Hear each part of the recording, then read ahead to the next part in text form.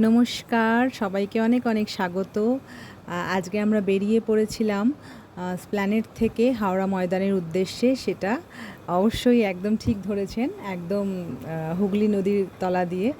তো এই যে মেট্রো লাইনটি, এটা সবার কাছেই বহু আকাঙ্ক্ষিত এবং আমাদের বিশাল একটা প্রাপ্তি, সমগ্র ভারতবাসীর কাছেই বিশাল একটা প্রাপ্তি। প্রথমবার নদীর তলা দিয়ে এরকম মেট্রো স্টেশন।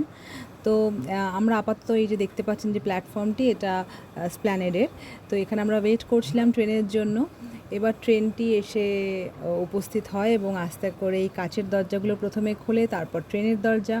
আমরা অলরেডি ট্রেনে চড়ে গেছি।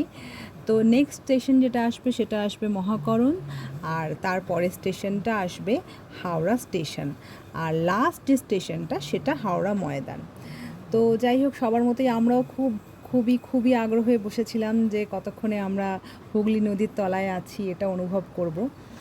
যদিও সেটা খুবই কম সেকেন্ডের জন্য, খুবই স্বল্প সময়, কিন্তু তবুও তো একটা বিশাল বড় প্রাপ্তি। তো এটা একটা দারুণ অনুভূতি হলো, তাই আপনাদের সাথে শেয়ার করে নিলাম।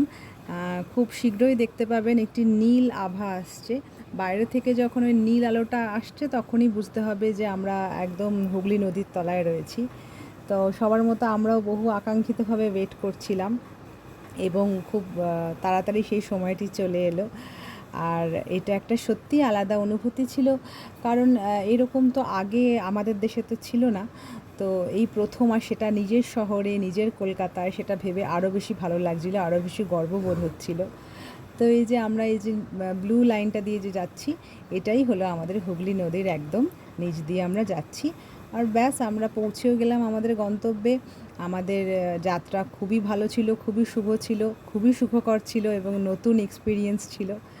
তো কেমন লাগলো ভিডিওটা অবশ্যই কমেন্ট করে জানাবেন।